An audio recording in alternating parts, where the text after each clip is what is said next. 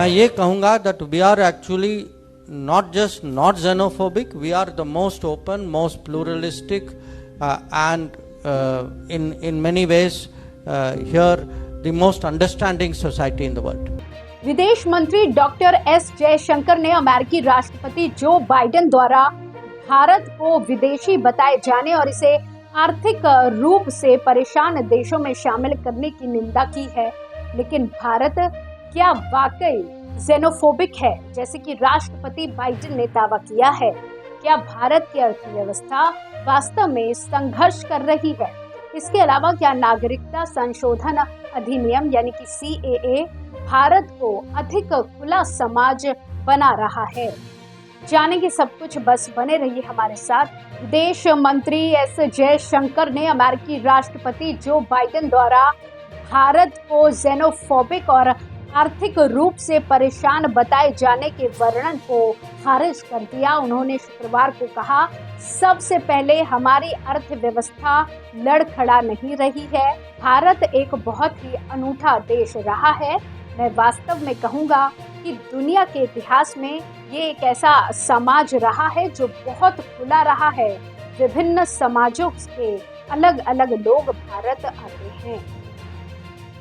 जयशंकर ने नरेंद्र मोदी सरकार के कानून का भी हवाला दिया जो इस तरह के स्वागत की सुविधा देता है। इस वजह से हमारे पास CAA यानी कि नागरिकता संशोधन अधिनियम है जो उन लोगों के लिए द्वार खोलना है जो मुश्किल में है। मुझे लगता है कि हमें उन लोगों के लिए खुले होना चाहिए जिन्हें भारत आने की जरूरत है, जो दावा करते हैं कि भारत आने का अधिकार है। मंत्री ने फिर CAA की आलोचना करने वालों को फटकार लगाई। ऐसे लोग हैं जिन्होंने सार्वजनिक रूप से रिकॉर्ड पर कहा है कि CAA के कारण इस देश में 1 मिलियन मुस्लिम अपनी नागरिकता खो देंगे। उन्होंने कहा, उन्हें जवाबदेह क्यों नहीं ठहराया जा रहा है क्योंकि किसी ने नागरिकता नहीं खोई है। उन्होंने कहा कि पश्चिमी मीडिया का एक वर्ग जो बहुत वैचारिक है, वैश्विक कहानी को आकार देना चाहता है और इसलिए भारत को निशाना बना रहा है। उन्होंने कहा, ये एक ऐसा वर्ग है जो हमेशा मानता रहा है कि उन्हें वैश्विक कथा को नियंत्रित करना चाहिए। इस कड़ी में भारत के प्रेस की स्वतंत्रता पर खराब रैंकिंग राजनीतिक रूप से प्रेरित हमला थी।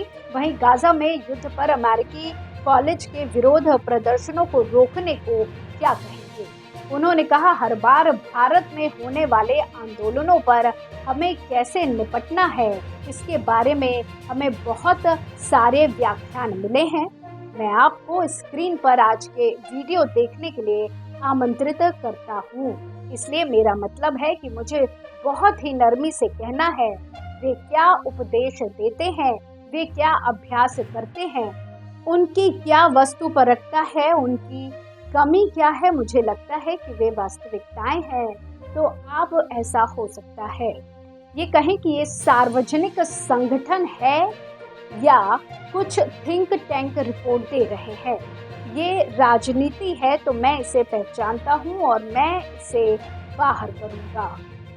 आगे प्रेस रिपोर्ट्स पर कि पाकिस्तान में लक्षित हत्याओं के लिए भारत को दोषी ठहराया जाता है। उन्होंने कहा, आतंकवादी बड़ी संख्या में मौजूद है, सांख्यिकी रूप से जहां वे बड़ी संख्या में उनके साथ कुछ होगा।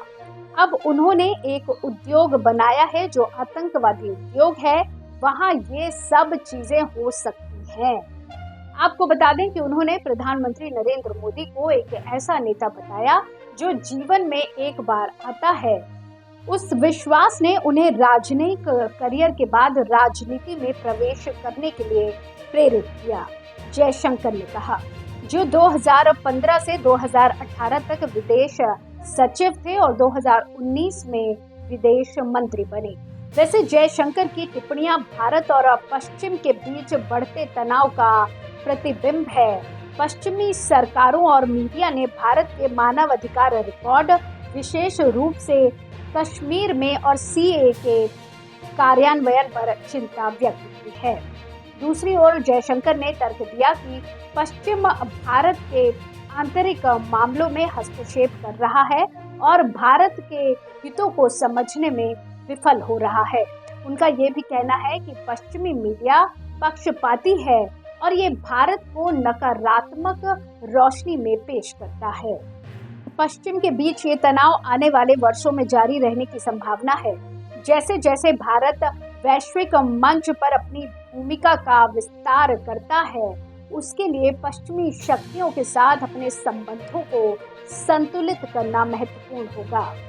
तो इस तरह भारत और पश्चिम के बीच तनाव विश्व के लिए एक गंभीर चिंता का विषय है। इस तनाव की जड़ें कई जटिल कारकों में है और इसके कई संभावित परिणाम है। इस तनाव को कम करना दोनों पक्षों के हित में है, लेकिन ऐसा करने के लिए उन्हें एक दूसरे के वैध हितों का सम्मान करना होगा और गलत सूचना के प्रसार को कम करने के लिए मिलकर काम करना होगा। इसी तरह की और खबरों के लिए आप जुड़े रहिए एयर न्यूज़ के साथ।